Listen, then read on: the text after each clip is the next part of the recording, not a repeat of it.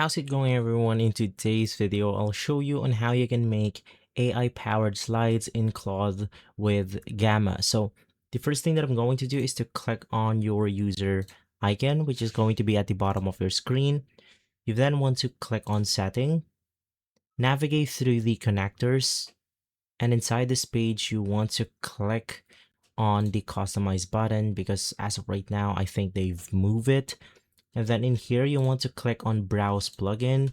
And now we can simply search for Gamma or head over to connectors and then search for Gamma.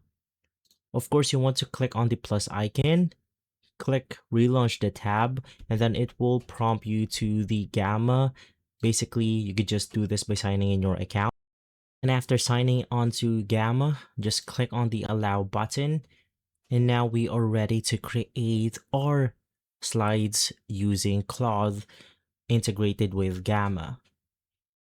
So let's go ahead and simply click on the new chat. And here we have the connected to Gamma. And then of course you want to be as detailed as possible, but in my case, I'm just going to make it extremely simple. Create a presentation slide about Earth. And then let's click on the send button.